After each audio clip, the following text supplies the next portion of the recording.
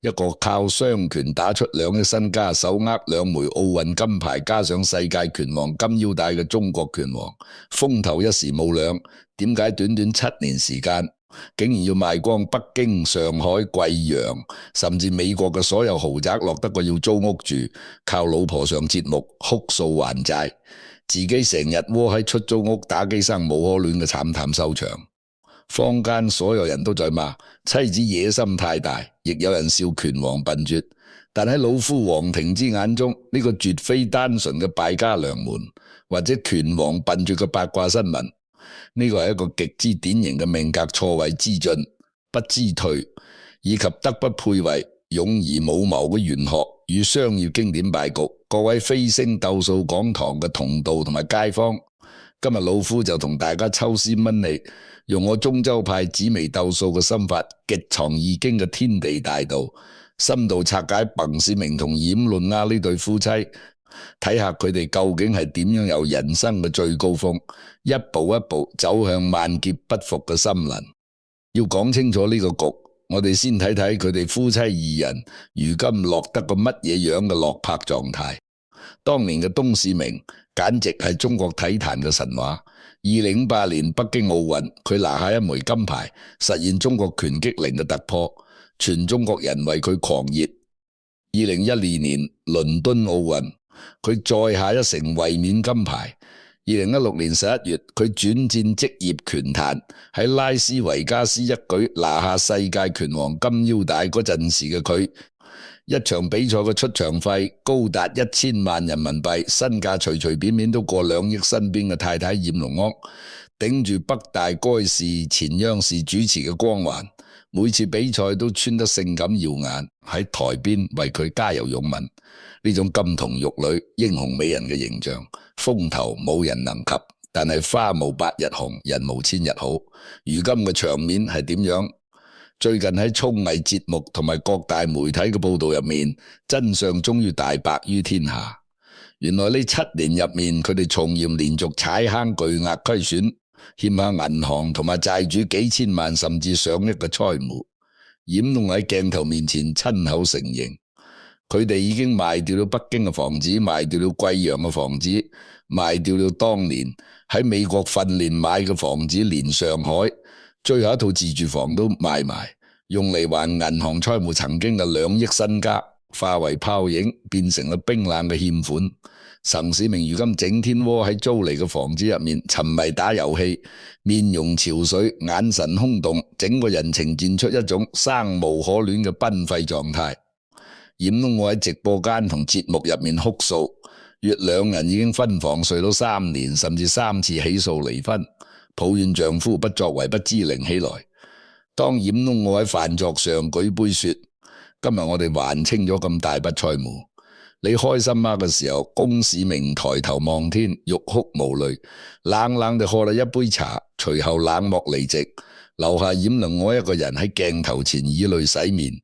一個堂堂世界拳王，曾經喺擂台上擊敗過無數強敵，如今喺生活嘅擂台上卻被逼到懸崖邊緣，手足無措。呢個畫面實在令人唏噓。大部分人睇到呢度都係吃瓜睇熱鬧，自媒體們更係打出野心妻子敗光拳王血汗錢嘅標論，大搞男女對立嚟博取流量。但在老夫黃庭之睇嚟，呢種睇法極之膚淺，命理學講求因果同埋星情。龔市明同龍妖嘅今日早在佢哋高峰時期嘅每一個決定入面，就已經埋下了伏線。我哋中州派紫微鬥數講求3方4正，講求星曜組合，更講求大限流年嘅機變。現在老夫就從紫微鬥數同埋易經嘅角度，為大家深度解盤。先睇彭市明嘅命盤格局。彭市明作為一個頂級嘅競技運動員，佢嘅命宮必然帶有極強嘅光金同埋殺星之氣。喺紫微鬥數入面，凡係能夠喺體育武職打拼領域做到頂峰嘅人，命宮多數離唔開武曲、七殺破軍或者紫微七殺呢類星曜組合。龔市明嘅命宮極有可能是武曲七殺喺卯酉宮坐命，或者係七殺獨坐，會照火星冧成擎羊。中州派口別有云：武曲七殺木火通明，剛毅果決，勇猛無比。武曲係陰金代表財帛，亦代表執着於金屬之氣。七殺係陰金代表張星，代表肅殺，代表血光同埋肉搏。武曲七殺坐命嘅人性格極之堅韌，不怕苦，不怕累，不怕流血，認準一個目標就會咬緊牙關死磕到底。呢種性情喺擂台上係絕頂嘅優勢，因為競技體育講求嘅就係極致嘅自律同埋咬牙堅持。你比對手多撐一個回合，你就能夠擊敗對手。但係呢種命格有一個致命嘅弱點，就係剛愎自用，知進不知退，而且缺乏商業謀略。我哋睇佢嘅財帛宮同官祿宮，武曲七殺坐命，財帛宮必為廉單天府喺丑未宮，天府係南鬥主星，係財富，本來代表積聚同埋保守。但係如果天府遇到地空地劫，或者會照化忌星，喺中州派紫微斗數入面，呢個叫做空富或者勞富。空富嘅意思係乜？就係表面上睇落家大業大，進資極多，但係底子空的，錢留唔住，來得快去得更快。地空地劫代表憑空揮霍，意料之外嘅巨額虧損，好似一個底部穿咗個大洞嘅水桶，你倒幾多水落去，最後都會漏光。再睇佢嘅官祿宮，紫微貪狼喺卯酉宮，紫微係帝座，貪狼係慾望同埋社交。呢種組合代表佢喺事業上追求極致嘅光鮮亮麗，喜歡聽奉承話，極之喺乎名聲同埋尊嚴。但係袒狼化忌或者逢殺嘅時候，就會產生虛榮盲目跨界嘅傾向。我哋再睇染龍柯嘅命盤，染龍柯呢個人命宮極有可能是紫微破軍喺丑未宮，或者係太陽巨門喺人身宮化權。紫微破軍坐命嘅女人，號稱開創型嘅女強人。破軍係號星，代表破壞、重組、開創、野心勃勃。紫微係帝星，代表掌控欲同埋高高喺上。紫微破軍喺一同，佢嘅野心會大到天上去。佢絕對不甘心只做一個拳王背後嘅家庭主婦，佢要建立自己嘅商業帝國，佢要當商業女王。然而破軍呢顆星如果沒有力傳或者化力來穩固，就叫做無力之破軍，代表盲目破壞，只攻不守，開邊拓土，卻無力收場。再睇佢哋夫妻二人嘅合盤同埋大限運勢，呢度就牽涉到佢哋人生嘅第一個致命轉折點，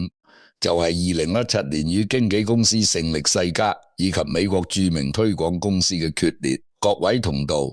紫微斗數睇事業，除咗睇官祿宮，仲要睇父母宮同埋勞僕宮。喺職業體育入面，經紀公司同推廣公司就係運動員嘅父母宮同勞僕宮，佢哋係平台嘅背景，係為你遮風擋雨、爭取資源嘅幕後推手。奧運拳擊同職業拳擊係兩套完全唔同嘅體系。奧運拳擊係體制保障，國家出錢養你。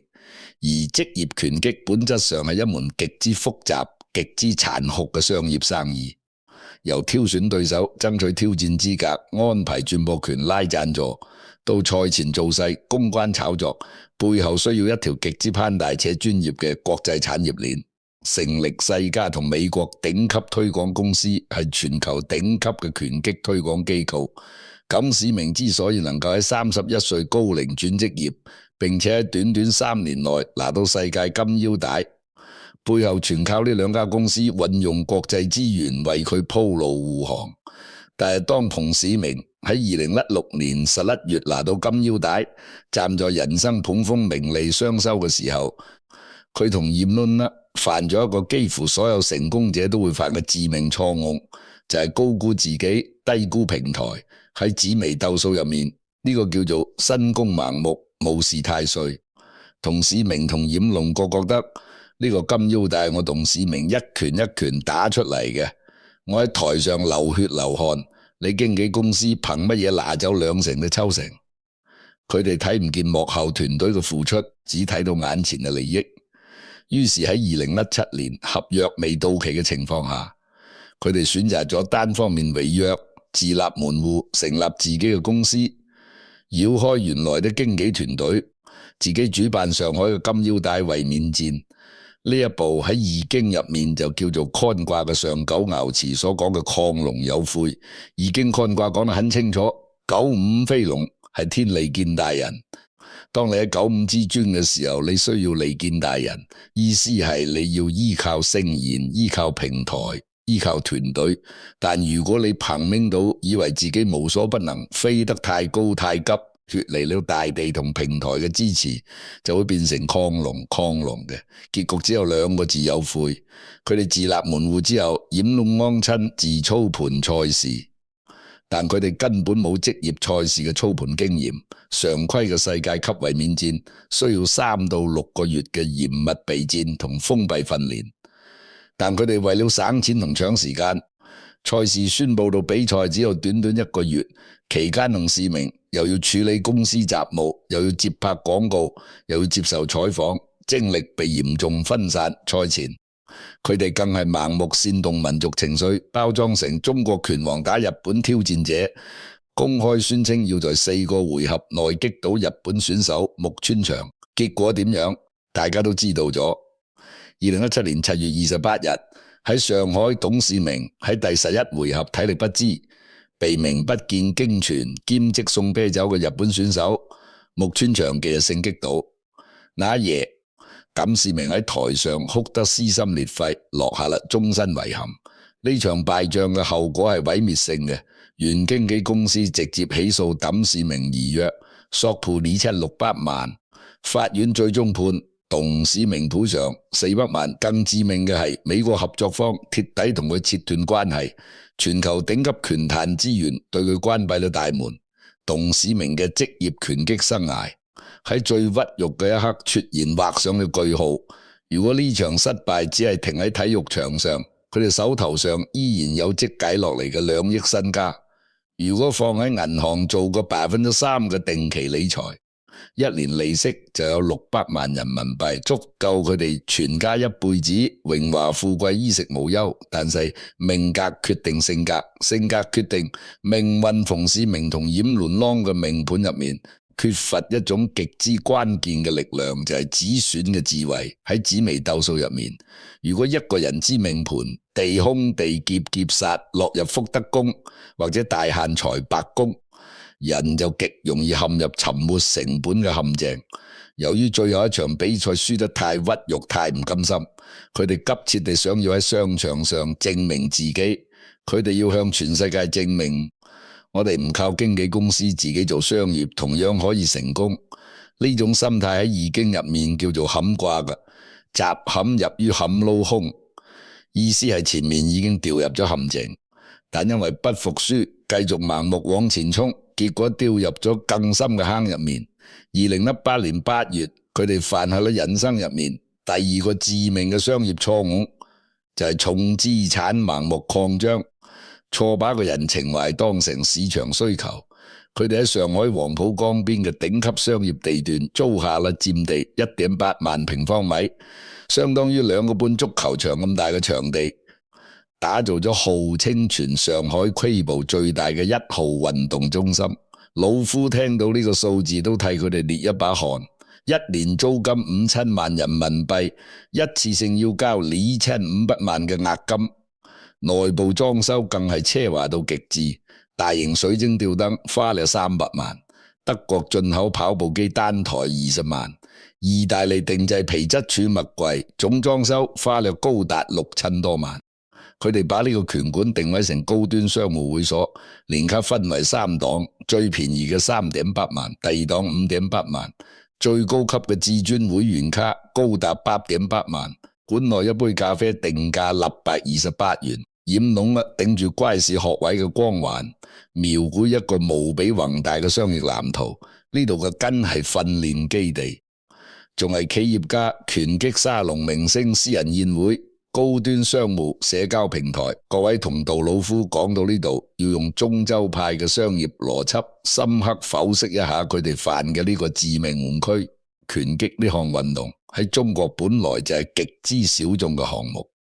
馮士明當年嘅名氣很大程度上係建立喺奧運金牌、為國爭光嘅民族情緒之上，並唔代表中國有幾百萬人每天想去打拳看狀使命，喺電視上打拳呢種觀陣性消費，同自己戴上拳套去練拳呢種參與性消費係完全唔同嘅兩回事。如果把拳館定位成大眾健身，幾萬塊嘅會費直接把90%真正想練拳嘅年輕人擋喺門外。如果定位成高端消費，能支付得起幾萬塊年費嘅富豪階層，佢哋有高爾夫、網球、馬術、私人健身房等等無數選擇，點解要跑去打得滿頭大汗、清一口止一口嘅拳擊？再者，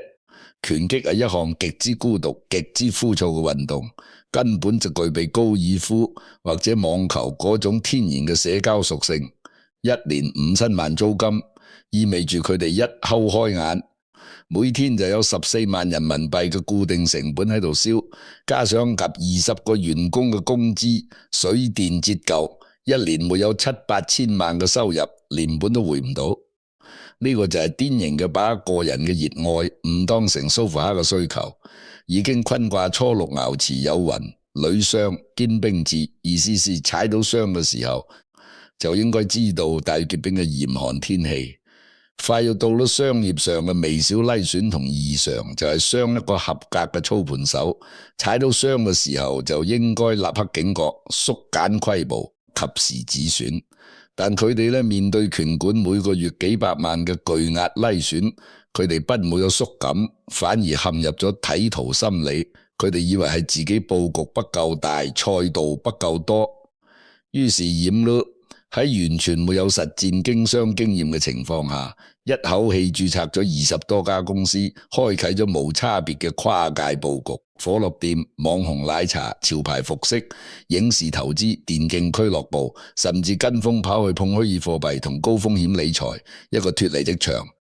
7年全職喺加大灣嘅前主持人，憑住一本書本上嘅乖士學位，就咁直接執掌上億級別嘅跨界商業集團。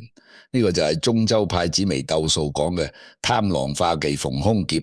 貪多不消化，求財心切，最後被欲望反噬，所有跨界嘅項目冇一例外，全部虧損。到呢個時候，可怕嘅沉沒成本心理開始發揮毀滅性嘅威力。拳館已經投咗幾千萬，現在關門前面嘅錢不就白費咗？再堅持半年，說不定市場就好起來啦。所有項目都在，不如再抵押一套房子，融資進來支撐到盈利呢？就咁樣一環扣一環，佢哋把北京嘅豪宅賣咗寶富窿，寶完富窿拳館繼續街，再把貴陽嘅豪宅賣咗，把美國嘅房產賣咗，最後連上海嘅自住房都抵押賣掉。短短7年2億血汗錢全部化為烏有，還背負咗巨額嘅銀行債務。講到呢度，老夫知道網上有好多人都在罵倫屈，說佢係拜個女野心棚揀毀咗拳王。但老夫黃庭之要喺呢度講一句公道話，把所有責任推給妻子，係一種極之不負責任、極之偷懶嘅說法。鄧市明作為一個具備完全民事行為能力嘅成年人，作為公司嘅核心 IP 同半數股東，佢喺呢場商業敗局入面要負上一半嘅責任。佢犯嘅錯誤叫做放棄監督，用夫妻信任代替公司治理。喺紫微斗數入面，夫妻宮同官祿宮係對照嘅夫妻重要。最忌眼嘅就係模糊公司界限。喺一家正常嘅公司入面，董事會可以質疑管理層，財務負責人可以拒絕不合理嘅支出，投資人可以要求停止盲目擴張。但在夫妻公司入面，鄧市明選擇咗當甩手掌櫃，故我不懂商業，全部交給老婆處理。當公司出現巨額雞損需要止損嘅時候，只要妻子一句你是不是不相信我，或者我咁辛苦係為了呢個家，財務討論就會立刻變成感情咁㗎。鄧市明放棄咗自己說不嘅權利，放棄咗股東嘅監督責任，一個過度自信，一個過度信任與逃避，最終夫妻之間嘅感情信任，徹底摧毀咗公司應有嘅風控制度。呢個就係易經葵卦所講嘅葵，小時吉葵卦代表志不同道不合，相互猜忌與內耗，當事意陷入絕境，感情亦必然出現裂痕。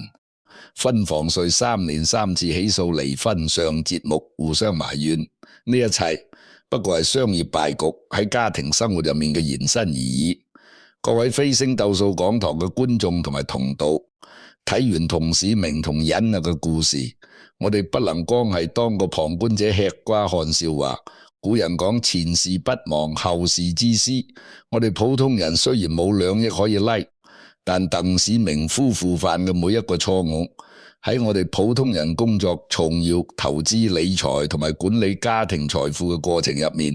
簡直就係一幅活生生嘅反面教材。老夫黃庭之今日就把易經嘅智慧同中州派紫微斗數嘅精髓相激講，為大家總結出人生財富嘅6大鐵律，希望各位切記喺心。第一，切勿將情懷與商業混為一談。你喜歡一件事，不論係打拳、開咖啡館、開書店定係做民宿，係你嘅個人情懷。但商業講求嘅係市場需求同成本收益。Sophie 莎唔會因為你有情懷，你被自己感動，就替你支付高昂嘅成本。沒有市場需求嘅情懷，只係喺拿自己嘅積蓄，長期供養一個自我感動嘅夢想。第二，專業嘅人做專業嘅事，切忌獨吞所有利潤。平台同團隊係你事業嘅護城河，很多人賺咗錢就覺得係我自己本事大，憑乜經紀公司或者平台拿走咁多？記住易經乾卦利見大人嘅道理，學會分利益給專業嘅團隊，借力打力才能長久。想獨吞所有利潤嘅人，最終只會切斷自己嘅資源，孤立無援。第三，先用最少成本驗證市場，即係英文講嘅最少可行性產品，再考慮規模，從嚴切忌重資產開局。未經市場驗證就砸幾千萬搞奢華裝修，租幾萬平米場地，呢個不叫重用，呢個叫賭博。真正有智慧嘅商人，永遠係用最少嘅成本去試錯，驗證可行之後，才逐步放大規模。第四，服輸需要更大嘅勇氣，學會及時止損。競技體育入面，堅持到底係美德，但在商業世界入面，喺錯誤嘅方向上咬牙堅持，只會讓虧損像雪球一樣越滾越大。已經講屢傷兼兵至，發現方向錯咗，市場不對，及時砍掉虧損項目，承認失敗。需要比盲目堅持大100倍嘅勇氣，死不認輸，最終只會一鋪清袋。第五，夫妻或者親友重要，必須建立嚴格嘅制度與防火牆。親密關係代替唔到公司治理夫妻重要，必須有一個人負責往前衝，即係負責進攻；另一個人負責把控風險，即係負責防守。而且往前衝嘅那一個人，必須賦予另一個人說不嘅權利。如果沒有監督機制，感情更加決策，最終結果往往係事業同婚姻雙雙破產。第六，家庭財富入面必須留有雷打不動嘅底倉，呢個係最重要嘅一條富豪家族之所以能傳承幾代，因為佢哋喺做任何高風險投資之前，一定會先鎖定底倉，留出一筆絕對安全隔離風險嘅資金。例如保險、信託、不可動用嘅自住房，保證就算商業投資全部歸零，全家依然能過上體面嘅生活。切記貸款裝要嘅時候，千萬不要輕易簽署無限連帶責任擔保。有限責任公司嘅本質就係要隔離企業風險同個人或者家庭資產。你把全副身家拿出嚟賭，再簽下無限連帶責任，就等於把全家人放在危險嘅境地裏面裸奔。各位同道，老夫常講，紫微斗數睇嘅唔係宿命，而係人情物理。易經講嘅唔係占卜，而係格吉避凶嘅規律。童市明喺拳台上係英雄，呢點無庸置疑。但喺商業同財富嘅擂台上，佢同閻魔給所有人上咗極之慘痛嘅課。好喺官，佢哋如今賣房還清咗大部分債務，憑住兩人嘅名氣，上上綜藝大貨，翻身並不難。但佢哋留給世人嘅呢個教訓，值得我哋每一個人深思。財富嘅終點從來唔係你曾經掹咗幾多，而是你最終守住咗幾多。各位飛星鬥數講堂嘅聽眾，睇完今日這期拆解，你覺得鄧市明夫婦呢場敗局入面最致命嘅因素究竟係哪一個？係染窿嘅野心膨慶，係鄧市明嘅知進不知退，定係佢哋缺乏咗最基本嘅止損底種概念？歡迎喺評論區留言，寫下你嘅睇法同心得，老夫會親自同大家交流討論。如果覺得老夫今日嘅分享對你嘅人生同理財有所啟發，請一定要點讚、訂閱飛星鬥數講堂，並開啟旁邊嘅小立燈，祝各位同道珠吉避凶。我哋下期再見。